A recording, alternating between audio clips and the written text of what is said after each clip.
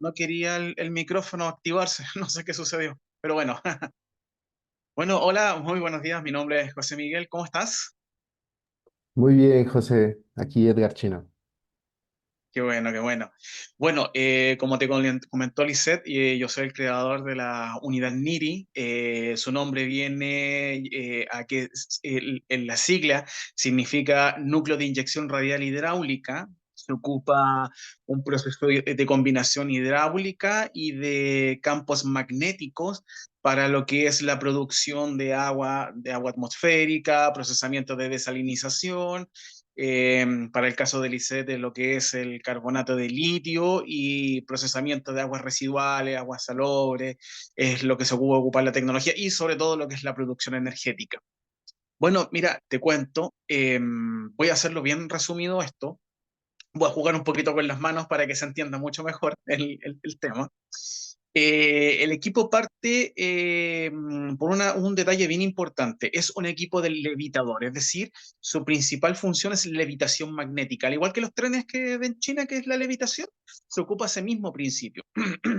La gran diferencia es que la levitación no se usa para el transporte, sino para mantener una placa dentro de un evaporador o una caldera, para mantener una placa en el aire, flotando. ¿Ya? Esa placa va a estar sumergida en agua, un agua desmineralizada, libre de sales y ese tipo de cosas. ¿Y qué es lo que hace? Que esta placa va a flotar igual en el aire, pero dentro del agua. Es como que estuviera flotando en el aire y dentro del agua. ¿Ya?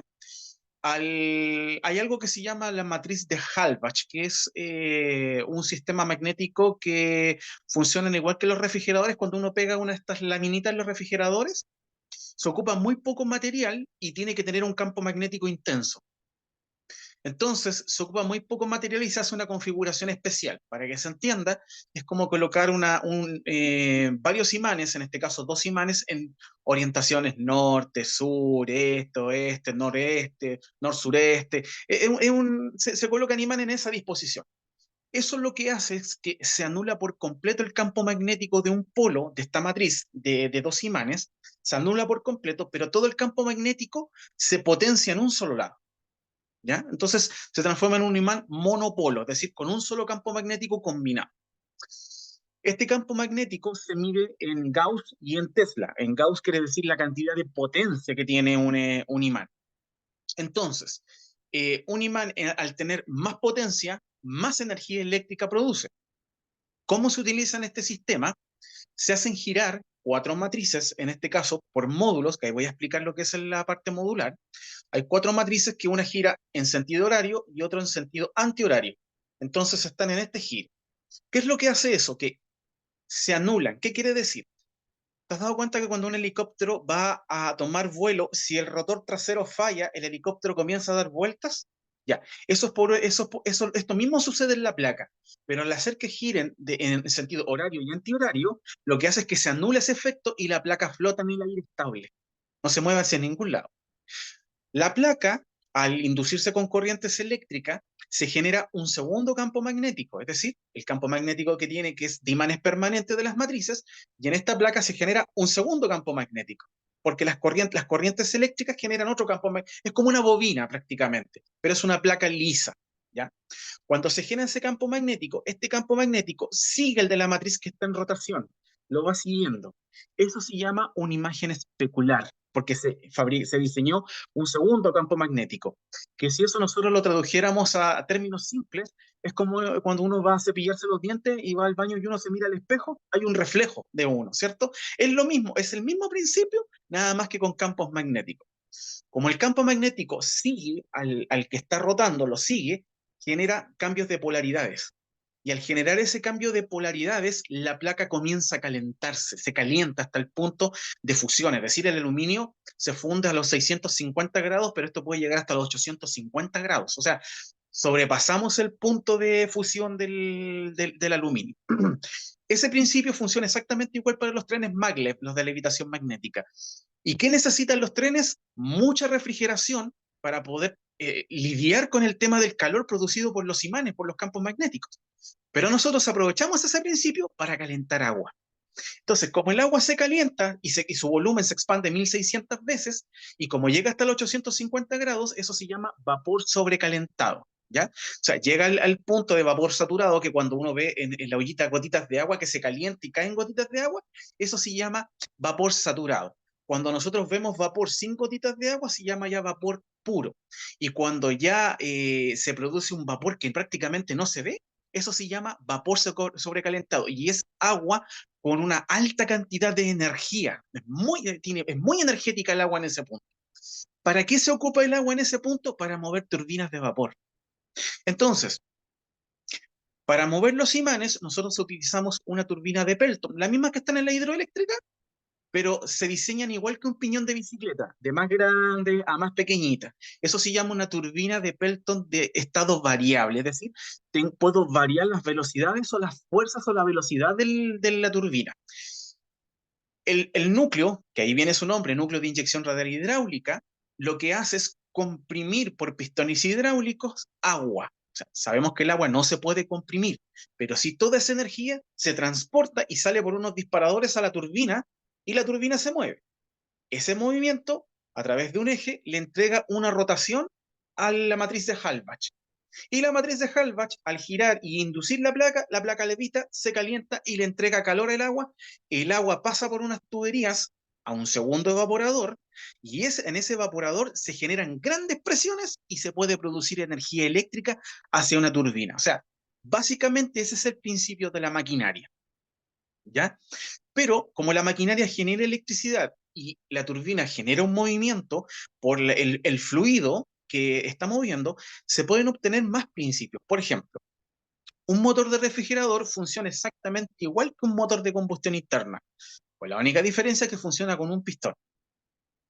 Entonces, al aprovechar la fuerza, que son 4 toneladas de empuje dentro del núcleo, y al aprovechar esa rotación de esa turbina, se puede aprovechar y ¿qué es lo que hace? Que al funcionar un pistón exactamente igual que un motor de refrigerador, se puede mover un gas y se puede producir refrigeración. Al producir refrigeración, producimos un segundo fenómeno, refrigeración de menos grados y calor.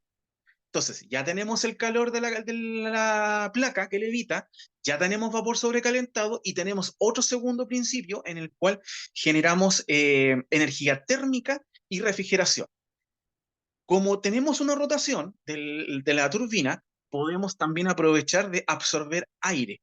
Al absorber aire y al tener el sistema de refrigeración, podemos obtener agua atmosférica. Podemos producir agua desde el aire. Si nosotros quisiéramos desalinizar, el proceso de desalinización siempre es con osmosis inversa y se le agregan aglutinantes, ¿ya? Eh, para poder concentrar la sal y que eso se concentre en los filtros prácticamente. Y yo voy cambiando los filtros y devuelvo la sal al mar, ¿cierto? Claro.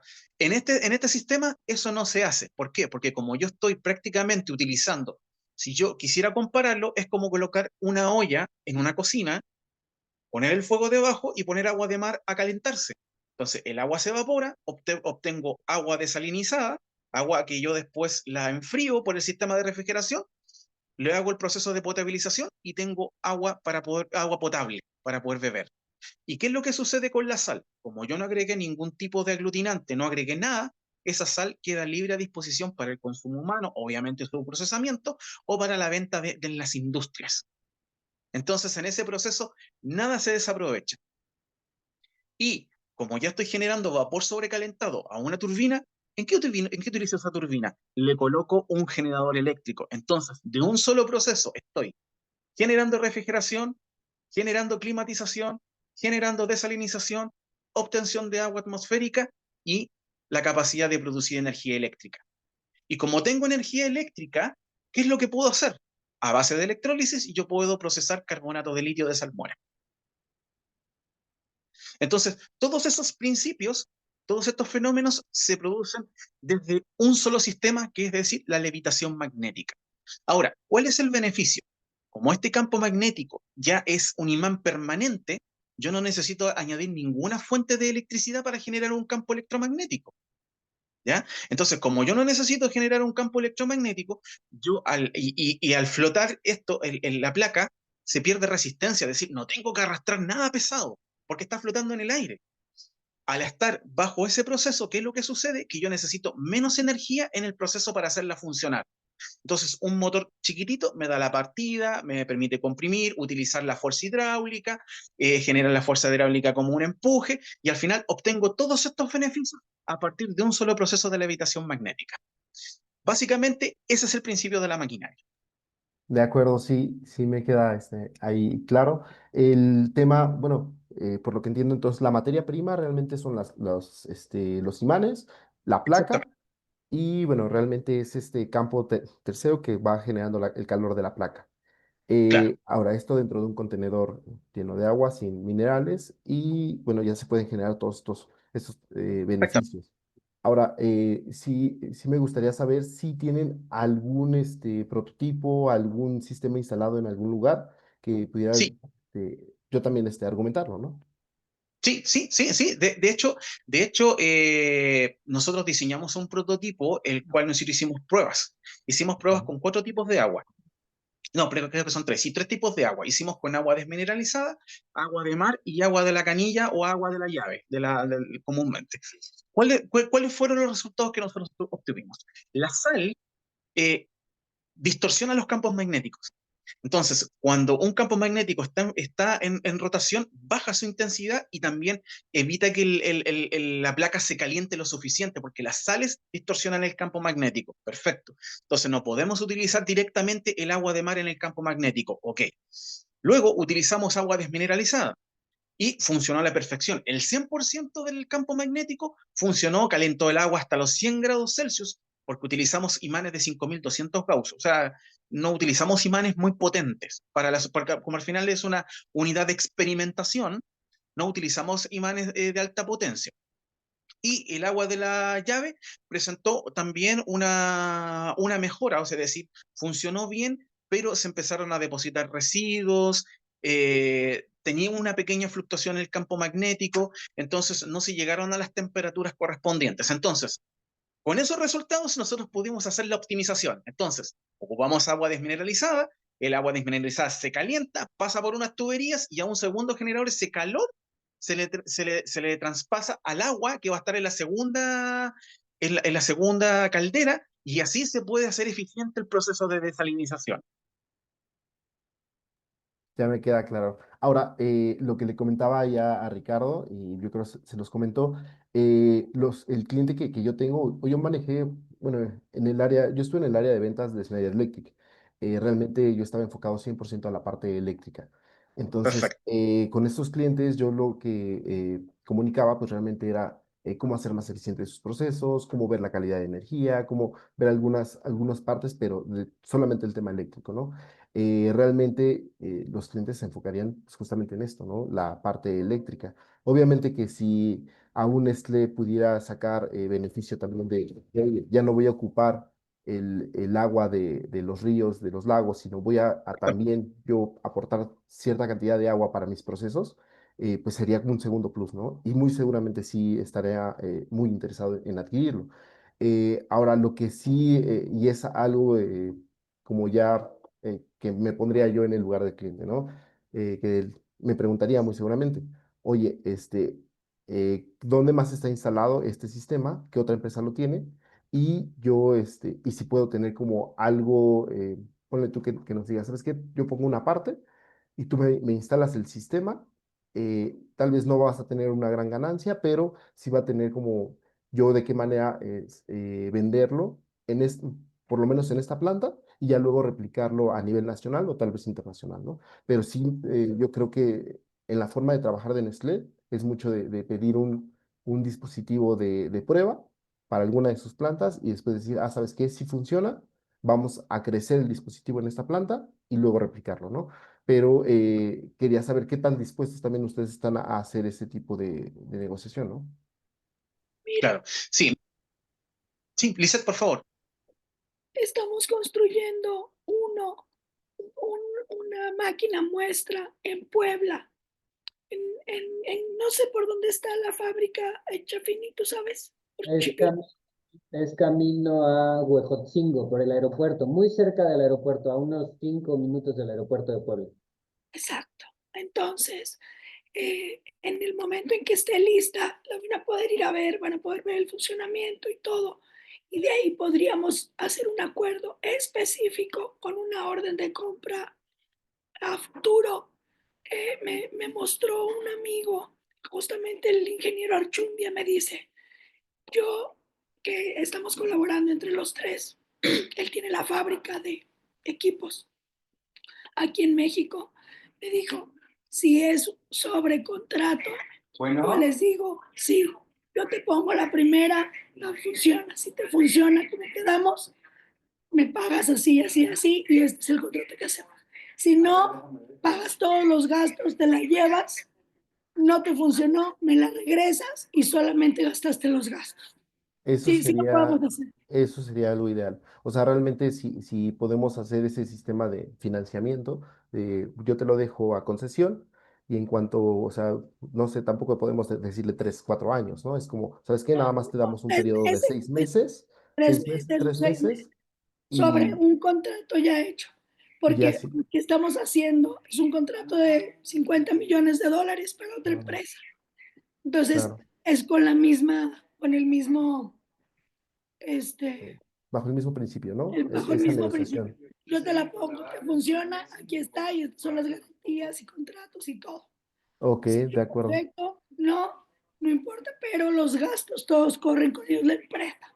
Ah, de acuerdo. No, esa parte de negociación yo creo que pudieran cubrirlo. Es más, hasta ellos dar sí, una parte del dinero como para iniciar, ¿no? El proceso, ¿no? Para no dejarlo nada. Pero lo Porque, mejor es que vamos a tenerla en México y en Puebla y pueden hacer un primer claro. acercamiento sin correr con gastos. Sí, y de hecho las oficinas de ingeniería de Nestlé están en Toluca y los técnicos también en Querétaro. Entonces, relativamente están muy cerca de de la ubicación. Hay una planta ahí bueno, la planta de esta de Santa María está en Puebla justamente. Entonces, también ellos pudieran ir ahí a esta planta. Entonces, creo que sí es una ubicación también estratégica para que ellos puedan ir a conocerla una vez que esté implementado el dispositivo. Y bueno, también que ellos cumplan su necesidad. Digo, muy probablemente no cumpla el 100% o no genere el 100% de su energía, pero para ellos el tener un dispositivo que genera su propia energía, aún sea un 20, 30%, es un super boom porque tienen pues sí, hay un KPI de ecológico y también en el costo de energía, pues se los dejan mucho más baratos si ellos saben que están generando energía. Además, que al ser modular, Ok, puedes quitar X cantidad de energía con esto, pero aumentas otro módulo y multiplicas la energía. O sea, claro. vaya, no hay problema, no es como que se tenga que volver a construir todo. De acuerdo. En el tema de espacio, ¿cuánto mide un módulo y más o menos cuánta energía genera ese módulo? Sí, para este dispositivo, bueno, voy a partir de atrás para adelante porque hubo una pregunta que no se contestó, te lo voy a contestar ahora.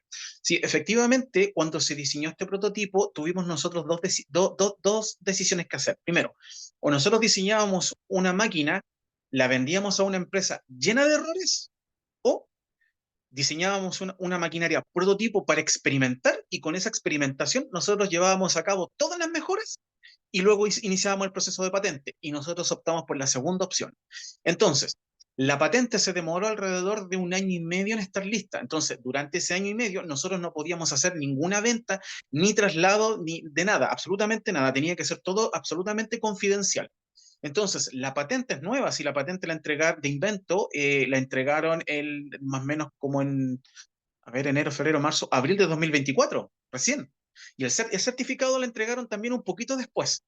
¿Y por qué tenía que estar también en aspecto confidencial? Porque también está el proceso de patente internacional en Estados Unidos para entrar en todo el proceso de Europa, que eso ya está casi listo. Ya nos entregaron el certificado.